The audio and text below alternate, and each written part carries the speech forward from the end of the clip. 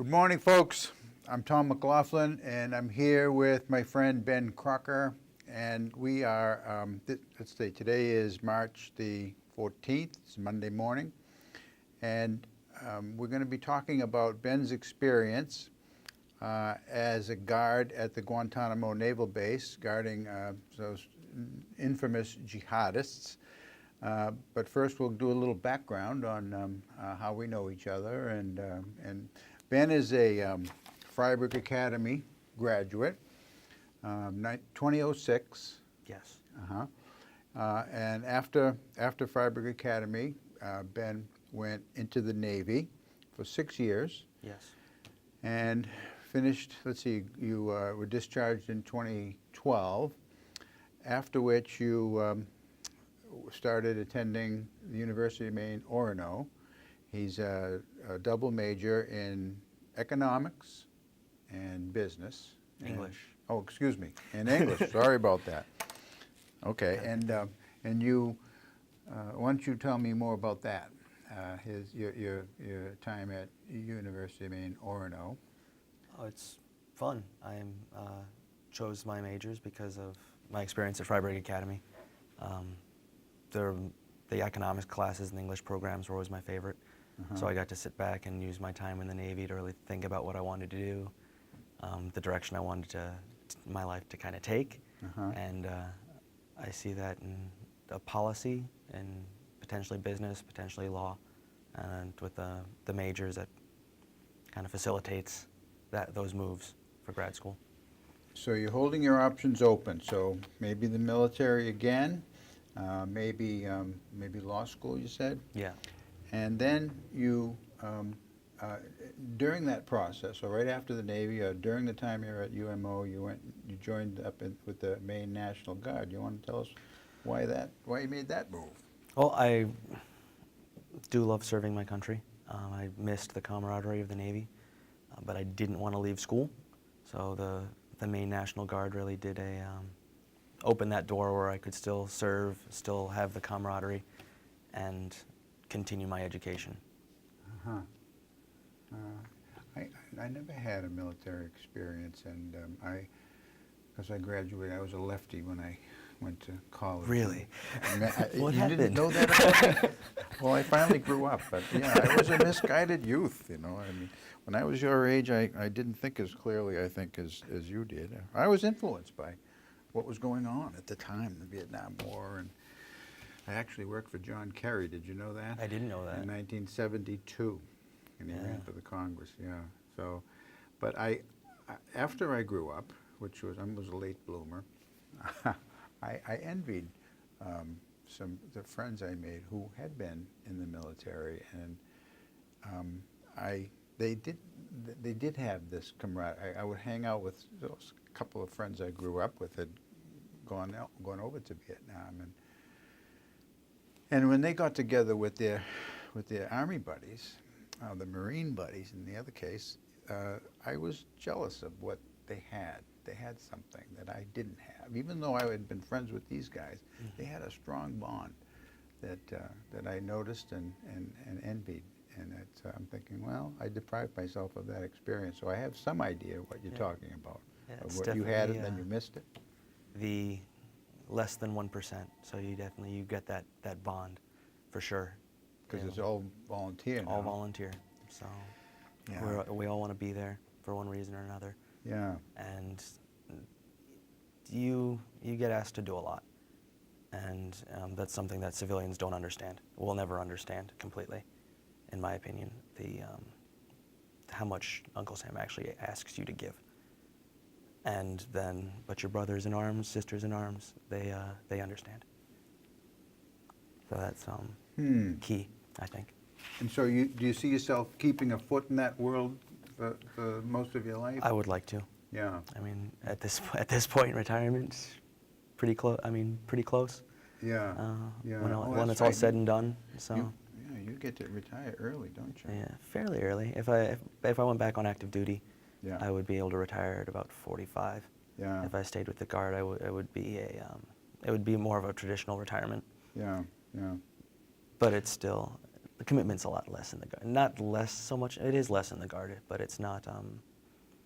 Not trying to downplay that, but that's why why the retirement happens later, I guess. So you're going to graduate from UMO in December. Yes. So you're going to have to decide sometime between now and then what's going to happen after that. So a commission in the military is a possibility. It is.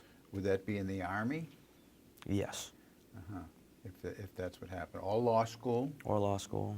Or some other form of Or some form of grad school, yeah. Okay, all right. Well, you're in a good position to, it's good to keep those options open, and good for you. Good for you. You're making it work for yourself. Trying. Trying, yes. All right, so we got to know each other. I first knew Ben's father, who wrote for the Conway Sun, and his column ran on Tuesdays for a while. And he was the only other conservative columnist for the paper. Mm-hmm. Now I'm alone, but it was nice to be able to commiserate with him. And then we went to the same church, Elizabeth Ann Seton in Fryeburg, and I met Ben there.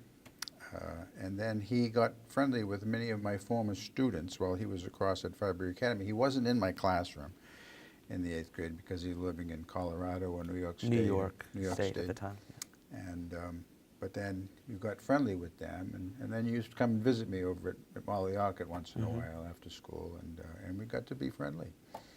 And so then I heard you had this experience at Gitmo, and always thought it would be interesting to talk with you about what those experiences, what that was like, especially given that it's still in the news, Gitmo. Good luck closing it. Good luck closing it. Yeah. It was definitely a surreal experience. I was my first tour of duty in the Navy.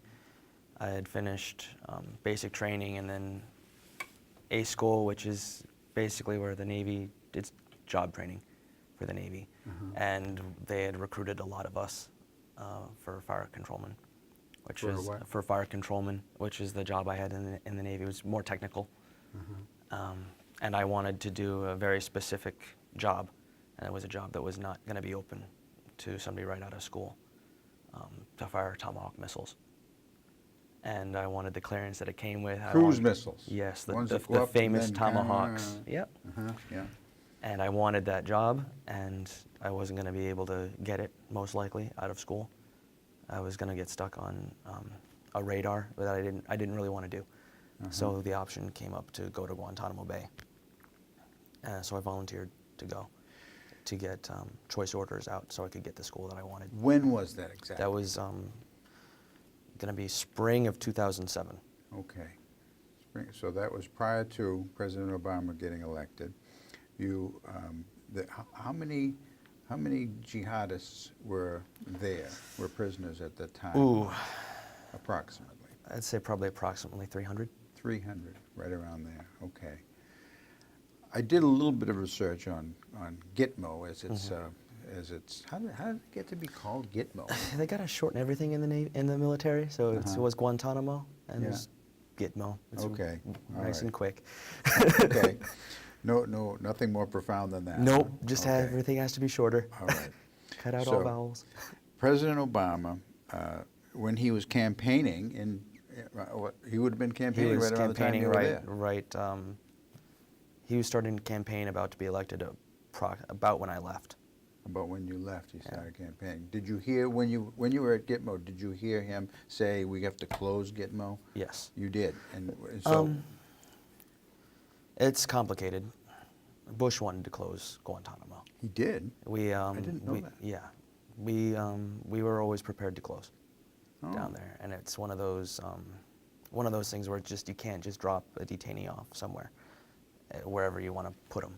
He's like, oh, you can't just say you want to drop them off in China, or Saudi Arabia, or someplace like that. That country has to accept them. The detainee also wants to, or has to be willing to go there.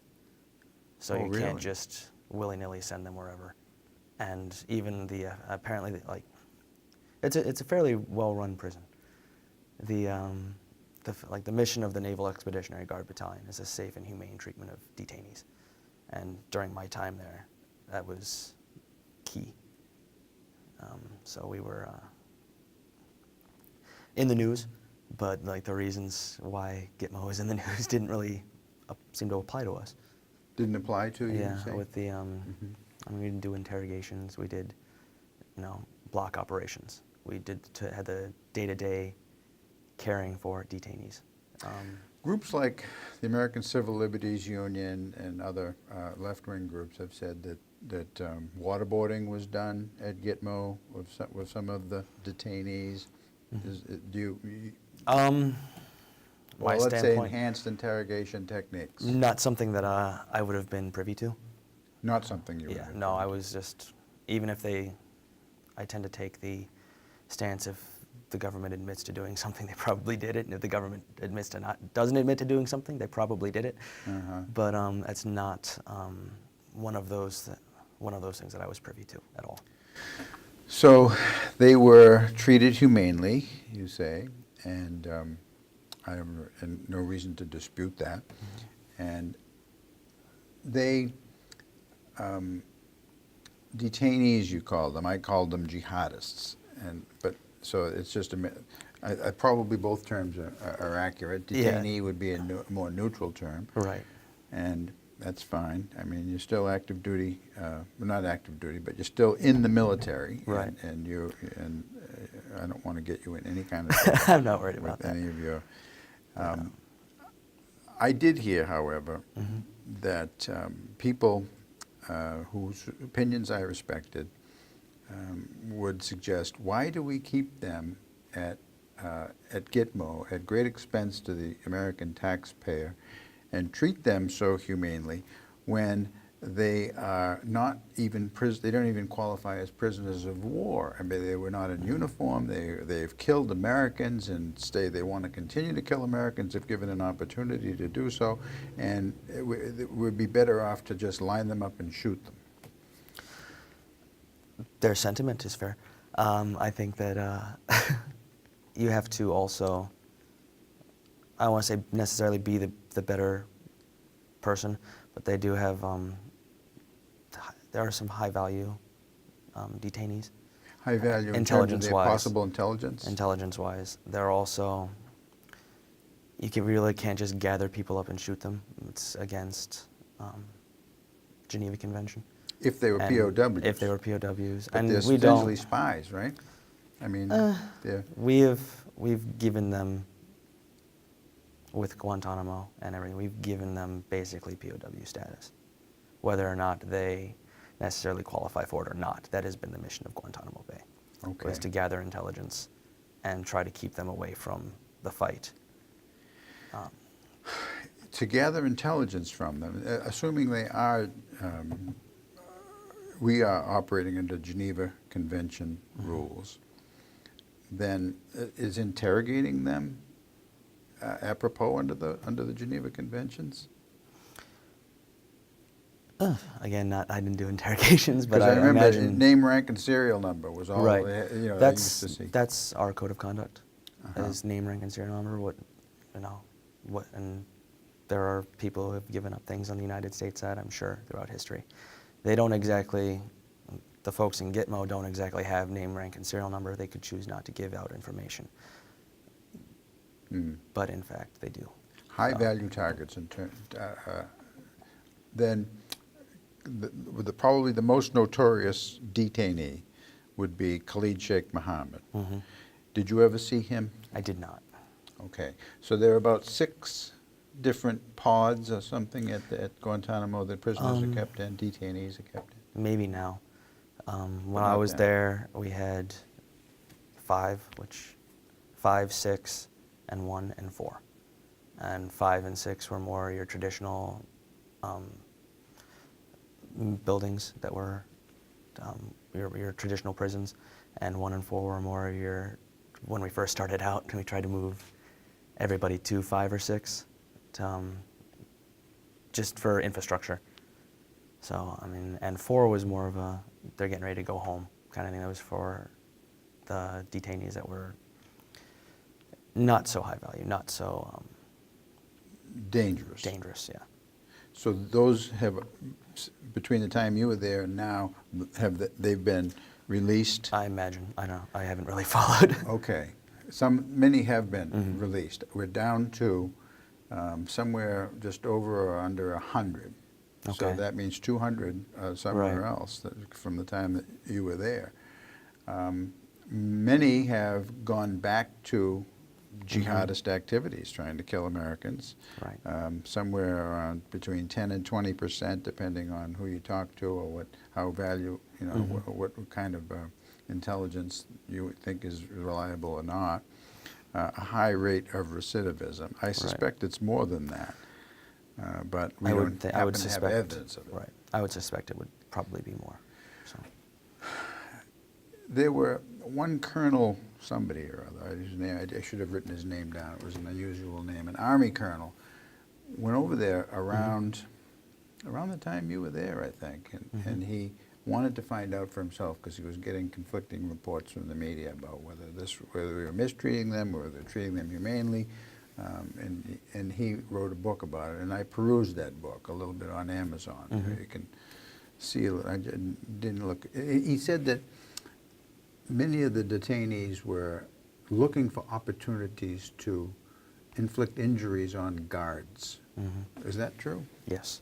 And what can you give me some examples of that? Mostly spitting, mostly psychological. They get recreation every day. So at least they get at least one cell search every day. So it was like making a makeshift weapon is pretty difficult, but a lot of the guard assaults were psychological spitting, throwing of bodily fluids, fecal matter, urine, on guards, taunting, occasionally making like a grab. But I mean, again, it's pretty, the standards at Gitmo are very high for guard and detainee protection. So you follow your SOP in every instance. SOP, Standard operating procedures. procedure. Yeah, stop me if I speak an acronym. Okay, I will, yeah. So you mentioned recreation time. So that was a more loose time. Did you, were there times when there weren't barriers between you and them? I mean, were you? Just escorting, but then they're shackled. They're shackled, Taking you're them to recreation. Okay. Or showering. Okay. And so I assume many of them spoke English if they were taunting Oh, yes. you? Oh, They yeah. did? Pretty much all of them speak English. All of them speak At least rudimentary English, yeah. It's not too hard to communicate. I'll be darned. They still have interpreters. I don't know all the languages they have, but like Pashtu, pretty much any one of the dialects over there we had an interpreter for. Now, Pashtun, that's spoken in Pakistan and Afghanistan, tribal areas. Okay. So is that where most of them came from then? I don't really. I think most of them were caught in Afghanistan. I'm not sure exactly where most of them were from. So that would have they were prisoners taken during the U.S. invasion of Afghanistan immediately after the September 11th attacks. Right. That's where most of them, the 300 who were there when you. Roughly. Okay. And so and they spoke English. That's interesting. So you didn't have contact with the high value ones. Not really. No. Not much. No. So you had contact with some of them where the ACLU would say they're innocent goat herders from the Himalayas. Is that accurate? No. Okay. They wouldn't. See, you think of the region. It's a very poor region. There are some of them who are poorly educated but still speak English, and someone like the Taliban, Al Qaeda, they offer them money, so it gives them employment. Are they necessarily Khalid Sheikh Mohammed, Muhammad Atta, Osama bin Laden? No. but are they necessarily innocent? No, in my opinion. Okay. Low-level functionaries. And, huh. Were you sympathetic to them being released back to their native countries? Sympathetic to them. I think that people who are in the fight, who have been caught in a fight, should still be treated humanely, but should not be put back in the fight. My issue with closing Guantanamo and releasing people is, one, where are you going to put them? You can't just drop them off anywhere. Are you going to bring them back to the United States? If so, how are you going to take care of them in federal prison if you're going to put them in a federal prison? Because a lot of those guys would probably die in federal prison in general population. So then you have to... Because the other prisoners are patriotic and would want No, to... just because they're prisoner. They're going to get introduced to prison culture. I imagine those guys would say something and be shanked in the shower or something. Uh-huh. So I don't... I see. So you think that a maximum security U.S. prison is a much rougher population, or at least a different culture than what they're used to at Gitmo? Absolutely. Okay. Did you ever have any contact with them or conversations with any of them who had given up this ideology of radical Islam, and maybe become sympathetic or worse, regret what they did? I would say some of them did regret what they did, or regretted being caught and being taken away from their family. A lot of them they're human too. Yeah. So it might seem like a good idea at one point, after consequences and after being caught and taken away from your family for however many years. Yeah, they regret that. Those are years you don't get back. So. Okay. They regret having been caught, but they don't necessarily, they haven't given up their worldview that the U.S. I would say no. We're the great Satan and so forth. Okay. Some ACLU types speak of reforming them and or deprogramming them from this ideology. And how likely do you suppose that would be? Again, I would counter with how often do we have a return rate for prisoners in the United States who they steal a car, they do their time, they're released, they do something else, and are released. It becomes an institution in itself. I don't think you're necessarily going to deprogram somebody. And it's like, do you expect to deprogram a true patriot American? I mean, are you to keep them out of that? That's a lot of work. And I don't necessarily think it's something that you can do. This is a little bit off the subject, but Bo Bergdahl he was captured by the Taliban, and you had some Taliban people among the detainees. And then he was, some say he deserted. I guess he's up on charges of desertion. He's up on charges of desertion. Yeah. He was exchanged for 5 Gitmo detainees who went to, I think, Qatar or Kuwait or something, and for a certain period of time before they repatriated back into wherever they came from. And I think we gave him a little money as well. Not a little money, a lot of money. Yeah. And what did you think of that? I was opposed to it. I don't think you try to get everybody, but you try to get people back. You always try to get, service members back. But I wouldn't do it by giving up detainees in Guantanamo Bay. If I were in Bo Bergdahl's situation, I would do everything in my power to escape.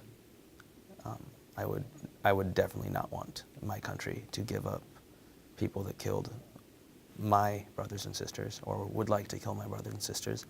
I would rather stay where I was and hope for a special ops mission, hope for the ability to escape. But that's where your U.S. military, you fall back on your code of conduct. You fall back on your training. You fall back on, trying to escape from those kinds of situations. You don't leave your post when you're on watch, especially not in a foreign country. You just and that's the and that's the difference. You're a service member. You do your job, and I mean, you do your job. You tend not to be captured. You tend not to be put in those situations.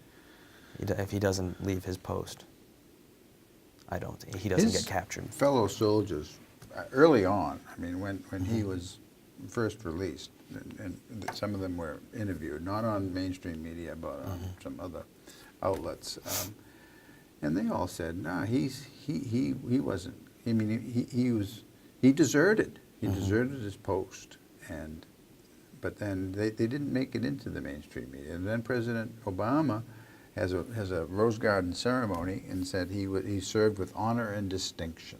And then UN Ambassador Susan Rice went on the news programs and said the same thing. He served with honor and distinction.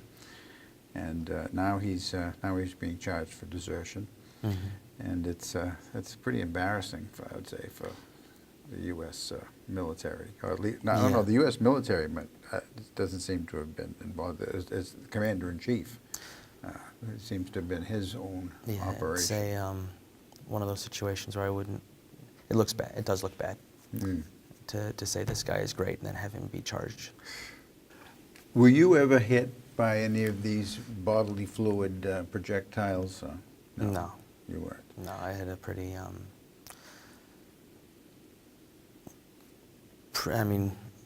we, and my group in particular, the guys I worked with on a daily basis, we took our job very seriously. I mean, we got taunted. Yeah. We got shouted at. What would be a typical taunt? 9/11, good day, MP, you're a donkey. My favorite was probably 9/11, good day, because, like, as in it's a good day. It was a good day in history, like, versus it's our day of infamy. I find that to be ironic, because without 9/11, those guys wouldn't be there. They wouldn't be away from their family. They wouldn't be, having to wonder if their kids, if they've got kids, remember what their faces look like. Guantanamo Bay wouldn't exist. So Camp Bucca, over in the Middle East, where they, I think the guy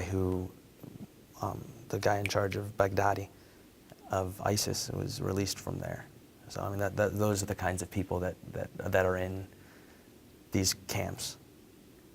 They're not innocent goat herders necessarily, but that's a taunt. I mean, it's not that big a deal. I mean, our goal was for the safe, humane treatment of detainees. So we focused on our goal, and we got through our year and change, and we left with honor and distinction. Because it was, you've got CNN breathing down your back. You've got waiting for people to screw up. So that's why you have the standard operating procedures. That's why the standard operating procedures are approved at multiple levels throughout government. And if you adhere to those, you've got nothing to worry about. So that was our mission.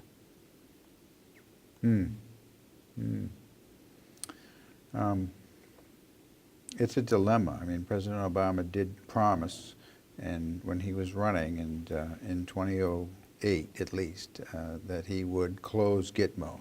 And some of his statements were that Gitmo is used as a recruiting tool for the Taliban and for Al-Qaeda, and that if we closed it, there would be fewer people wanting to join the jihad and try to kill Americans and so forth. What do you think of that idea? I don't necessarily think Guantanamo is a good recruiting tool. I think it's honestly an excellent deterrent. But I think their recruiting tools are more effective recruiting tools. Money, security for a family, the fact that the religion, they're true believers. So they, and it's not, I don't want to go out there and say all Muslims are horrible people, because it's not the case. but they're like, there's our Westboro Baptist Church in America. Those are the kind of people we're dealing with in the Middle East. The difference is, instead of protesting funerals, they make roadside bombs. Their recruiting tools are like money. So Money Al-Qaeda would and- recruit them by offering them money to join a Like a cell. job. Like a job. Like joining the U.S. Navy. I didn't know that. And they're fervent Muslims, and they believe that they want to spread Islam worldwide. Some of them. Some of them, Yeah. not all I of would the I would ones say that probably not. Probably not your lower level guys, but your Khalid Sheikh Mohammeds, your like I said, your true believers. Those guys, they're they want to spread Islam. They want to be. It's power. Yeah. It's not so much about hatred of America. It's that they want power, and America is power, and the Western civilization is power. So it's not just America, as it says as evidence with Charlie Hebdo. Yeah. And things like that. It's a worldwide problem. Yeah. Oh, sure. And it's a clash of, I won't say necessarily a clash of civilizations, but they're aiming to, they want power.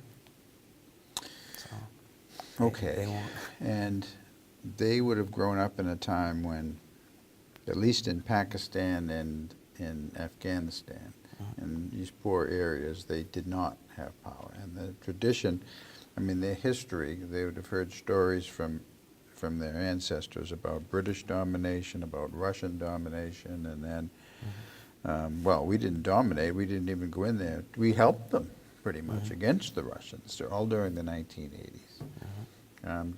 What was the average age of these? What was the age range, maybe I should ask you? How young were the youngest?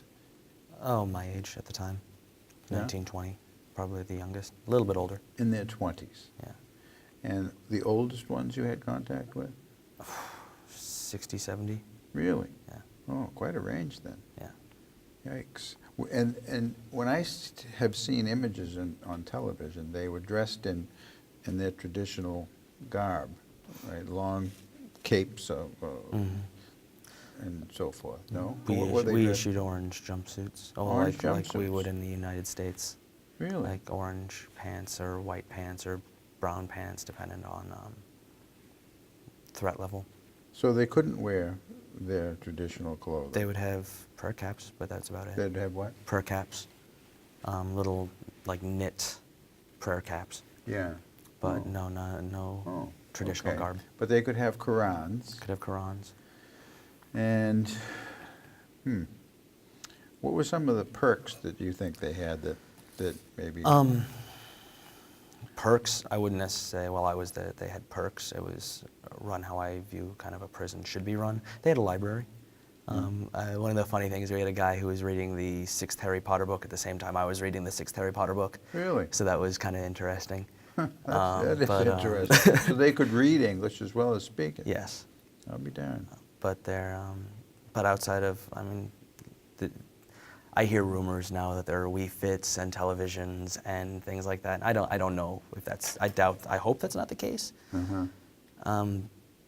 But while I was there, they had the 6 meals based on diet. So it wasn't like gruel or anything like that. It's decent food. But it was But it was all based on diet. They had a choice. It wasn't halal? Yes, halal. Uh-huh.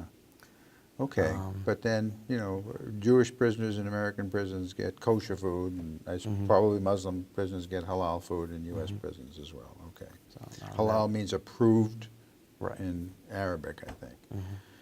All right. But, So, did you know any guards who were injured by prisoners, or hear of them? I've heard of, the worst I heard of was a guy he had a compromised immune system. Anyway, had a what? A compromised immune system anyway. He got sick and died after an assault. But it was more because of his immune system than it was the actual assault. There were the assaults that that occurred while I was down there were not terribly severe. It was mostly spitting and throwing of bodily fluids. Yeah. And Okay, so some infection that he got Yeah. from these bodily fluids. Yeah. Okay. Well, then it's not as bad. I envisioned worse than that. No, I mean it's hard. It's not easy to assault a guard if he's doing his job. Yeah. It's not, there aren't bars. It's mesh or Yeah. plastic. Uh-huh. So it's, you have to, Effective yeah, it's barriers, effective in other words. barriers. Yeah. And Hmm. they weren't at my time where I worked. They weren't communal. They were in their own. They weren't in segregation either, but they were each in their own cells, and like on a block where they were able to talk back and forth, and everything like that. But they weren't. There's limited ability for them to actually assault a guard without the guard making a mistake. In a U.S. prison, there would be among the inmates, there would be a pecking order established after a while. Mm-hmm. And that these are the toughest guys, don't mess with them, and these guys down at the bottom of the pecking order. Was there a similar kind of thing that you were able to observe there? I would say there would be more religious-wise. There would be a prayer leader Mm-hmm. for blocks. He would lead prayer 6 times a day or whatever, however many times a day it was. I want to say it was 6 times a day, and they would basically just sing the prayer.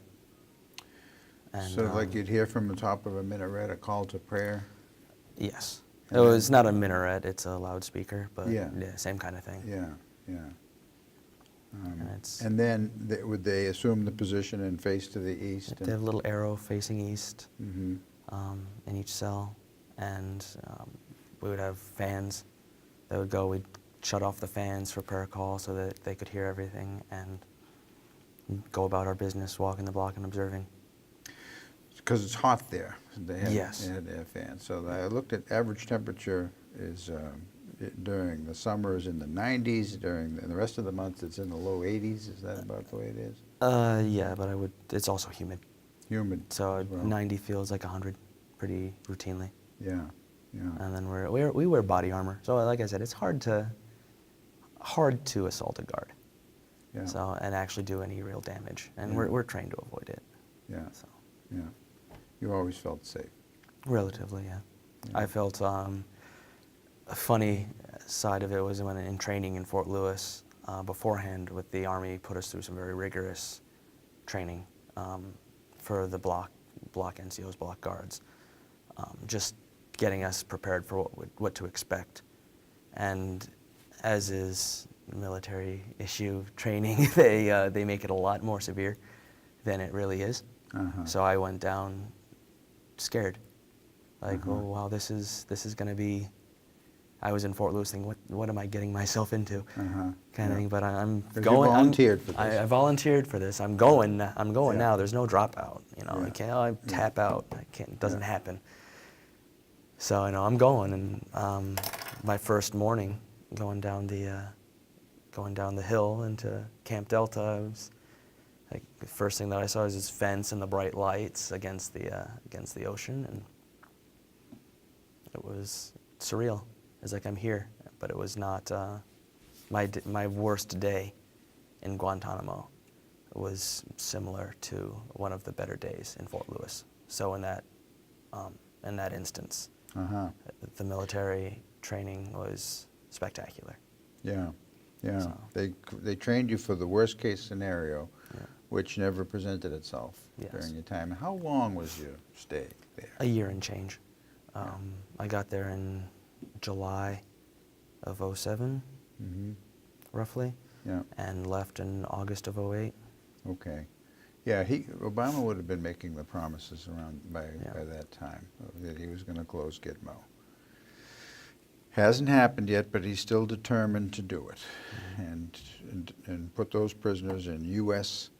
prisons. And the ones that are left are called the worst of the worst, and that seems to be a consensus on the part of left and right media. I mean, I access conservative media, usually online, or from talk radio, or from Fox News, and then mainstream media about everywhere else, and the left-wing media, I'll call it that. And they all agree. They say these are the worst of the worst. And President Obama still seems to want to close Gitmo because he said that he would close Gitmo, and it seems to be more a matter of pride than good policy. Open up Alcatraz. You want it on U.S. soil, put them there. Can't escape from there. I'm not so much worried about them escaping. I don't think that they would be necessarily able to recruit out of prisons or anything like that. I do think that if you introduce them into general population and a federal prison, that they wouldn't last, and that's a lot of intelligence value gone. I think that we've done a considering how it was thrown together and built out of Connex boxes and locker mesh, pretty much, that they've done a pretty good job, even though there's reports that make Gitmo a black eye for the United States. But honestly, it's probably been pretty successful, and I don't regret going. Are there new detainees being brought in there? I have no idea. Like I said, I haven't When you were followed. there, were they? No, we were more. It was a static population. Static population, more getting rid of than, like I said in the beginning, that Bush wanted to close Guantanamo. It's an expensive operation. It's an unpopular operation. But where are you going to put it? And that's, you can't just drop them off anywhere. And if you're gonna put them in general population, you have to make sure that because of their status, that they're protected. So are you gonna put them in segregation in a federal prison? You're gonna open up, as expensive as much of a black eye, if you want to call it a black eye, as Gitmo is. Where do you put it? Where do you put the 100 so people that are left, and still maintain the ability to gather intelligence and still protect them, because of how they were caught. If they are the same population as were there for more than a decade now, 15 years or so, haven't we gotten all the intelligence that we're going to get from them? I mean, is it likely we're going to get any more information? Plus, they don't have access to current goings on anymore, do they? They get letters. They get to visit lawyers. They have the ability. And they can meet with lawyers in confidential. Yeah, they're escorted off the blocks to wherever they are going to meet with their lawyer. Again, not something I watched the escorts take them to their meetings, but it's not something I ever sat in on. Who were their attorneys? Were they Americans? Yeah, American, maybe British. I don't know, but I'm pretty sure American. Yeah. And probably ACLU lawyers, I would imagine. Maybe. And at one point, Attorney General Eric Holder wanted to put Khalid Sheikh Mohammed and one or two, or maybe more than that, others, on trial in New York City for the planning of the September 11th attacks, giving them, actually they already have, the full benefit of a U.S. citizen, due process of law, Fifth Amendment rights, all of it. And they didn't even qualify as prisoners of war, and now they qualify. And now we're treating them as they're criminals and not combatants. I mean, what's your opinion on that kind of a move? My opinion is that we to not try them would not be good on us. It's something we should do. We should not try them in a civilian court. Oh, I think we should try them in tribunals for sure. Military tribunals, which was what they intended to do until Holder's idea, right? Right. If they're gonna, but I also think they should be tried. that would be the fastest way to close Guantanamo, would be actually to try them and get convictions for the people that are guilty. Death penalty? Tempting. Again, it's cheaper than continuing to hold them there. What but makes them so much more, is it any more expensive than another maximum security prison? That I don't know.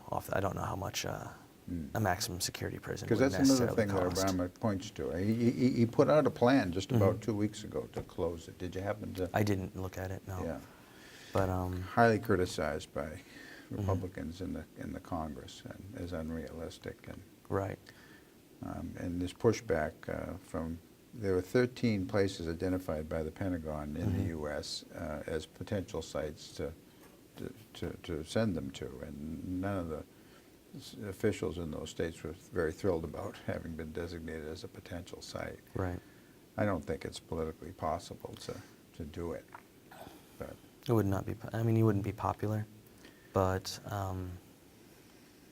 it's one of those. What's the best compromise? I guess if you're gonna make it, you either keep Yeah. Guantanamo and keep them there. I mean, you do have. I suppose you're bringing extra food onto the military base specifically for them. It's going to be an expensive base to operate. Every base is expensive to operate, but that's it's isolated. You have to get, and until recently, isolated in a country that we don't have any diplomatic relations with. yeah. So that's, I mean, that's a hurdle. That's alone is probably going to make it more expensive than just running a regular prison. Yeah.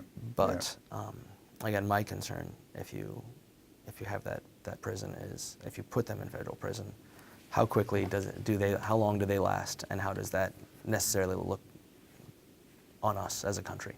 Yeah. Bring them in and have them die after being in our custody, in military custody for a decade. You seem to have a genuine concern for their welfare. I have a genuine concern for my mission being successful. So Okay. that's something that we took personally down when we were down there, and to get them. And maybe we don't have any intelligence value left, and I don't necessarily want them to join the fight. Yeah. Again, I don't want them to join the fight at all. I'd love for them to all love America and just not even love America, and just not want to bother anybody. Yeah. That would be key. Just stop being terrorists.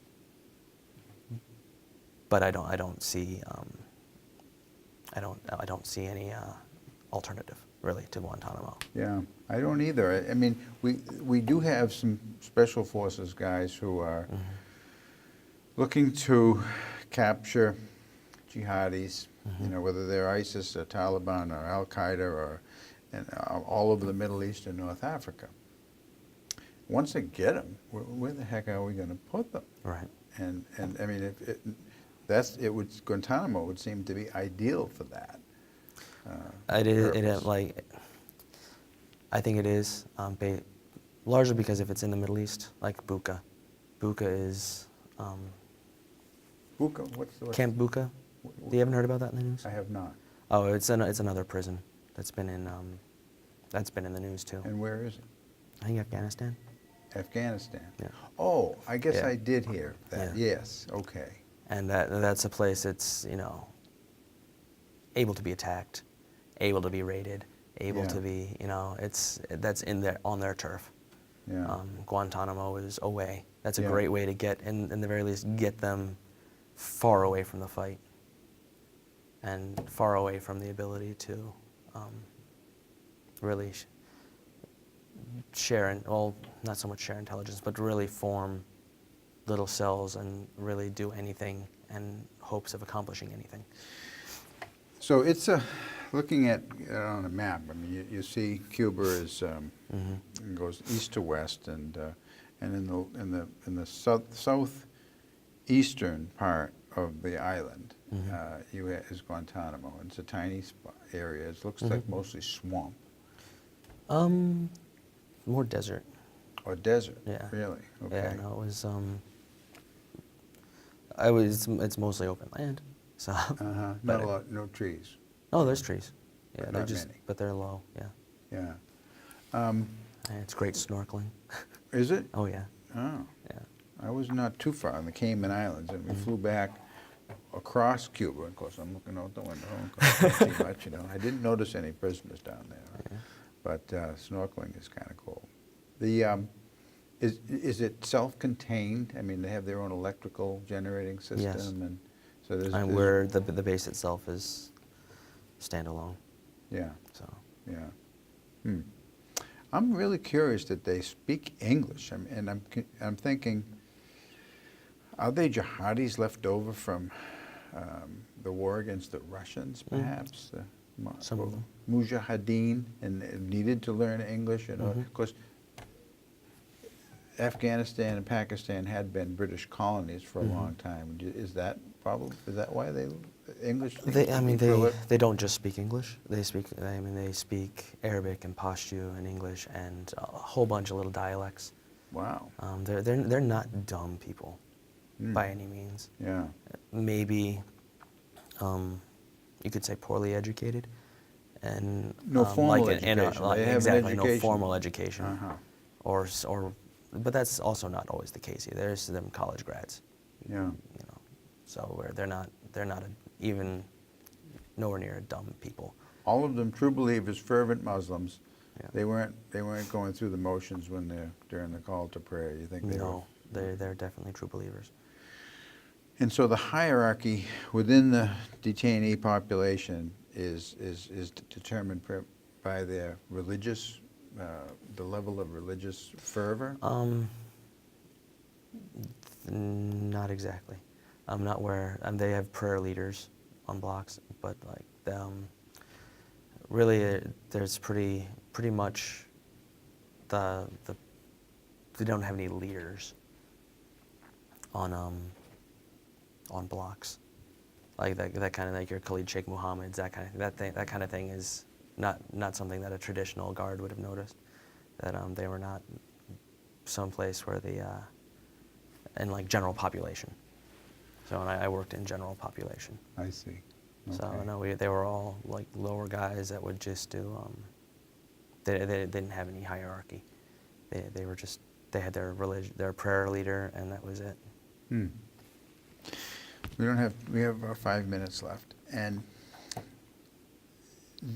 okay, you were in the Navy for until 2012. You were between 2007 and 2008. You were at Gitmo. What were your deployments after that? I went to Japan. Like I said, I went down to Guantanamo to get my order to get choice school out of it. Which Did you ever get to shoot some Tomahawks? I didn't get to shoot them. Oh, jeez. But yeah. But I went over to Japan because I was between Japan and Hawaii, and I used a lot of my time in Guantanamo to talk to people who've been in the Navy before. I was like, okay, where am I going to go? Where am I going to go? Because I just Where do they recommend? Japan or Hawaii, and finally, so I chose Japan. Yeah. Were Japan and Hawaii were the top two, and then I didn't have anybody ever say anything horrible about Japan, so I went in 2008, and stayed there until 2012 on a destroyer out of Yokosuka, and it was I don't regret that at all. Yeah. That was a blast, but we got to. We did a lot of things there too. We did the search and rescue ops for Operation Tomodachi, which is the Fukushima reactor. Oh boy. And yeah. all that kind of thing. So I had fun in Japan. Yeah. But Whoa. my last year. But it was a great experience. So you were there during the first half of the Obama administration. How was morale among your fellow shipmates? It's a little different than the civilian side might expect. We don't really. Politicians are politicians. The what? Politicians are politicians. Morale was not really affected by so much about Obama's election and inauguration as much as it's just daily life. I mean, you're there doing a job, and so your chain of obviously- command, your immediate chain of command was more pertinent to morale Yes. than what was happening. Absolutely. I mean, what did end up becoming a huge stressor was at the end of my time in the Navy, we had a serious downturn, like downsizing, and that's kind of where you have your Congress, or where Yeah. Elected officials start to really have an impact, is Yeah, in yeah. the daily lives of, say, soldiers and sailors and airmen, when they're And wondering that if was they're going that to budget still, agreement Yep. that it forced. if they're still going to have jobs, because that's a career. That's also almost kind of an institution, where you join the military and you find yourself years later still waking up at 5:30 in the morning and drinking a bunch of coffee, and you become institutionalized. So, and then to take that away from somebody is kind of, that caused a lot of stress. So, and and that sort of political mess. I mean, everything's politics. Everything is always politics. Yeah. Whether yeah. it's, at Was- Washington D.C., Augusta, Yeah. or your office. Yeah. Okay. So it just depends on how you deal with it. Yeah. Yeah. So. I guess that's wisdom, Mhm. because you're not going to get away from it, Yeah. and how are you going to handle it? Mhm. And it's always there, I guess it always will be. Oh yeah. Well, this has been an interesting interview, and first time on television for you. First time on huh? television, yeah. Yeah. 1 minute left. I've enjoyed it. I've learned a lot, and I want to thank you It's my pleasure. for coming by and doing this. And I didn't bring up that you're up for Soldier of the Year Hopefully. in the Maine National Guard, and you're down here to do some training, and that would take place over in Maine somewhere. Yeah, in Norway. with the In Sapper Norway. unit. Okay, and that's where you'll be staying And tonight. get to Yeah. represent. Yeah. Well, I wish you luck in this competition. I hope Right. you make Soldier of the Year. It would be really nice. It Yeah. would be an honor. So, Yeah. especially for my unit has started to put in a lot of work with me, and they're doing investing a lot. It's a team effort. So, like everything in the military, it's where you get your camaraderie, Uh-huh. because the successes of your lower personnel like me definitely sheds light on the higher personnel. I wish you luck. Thank We're you. out of time. Thank you very much, Thank Ben. you. All right, we're done.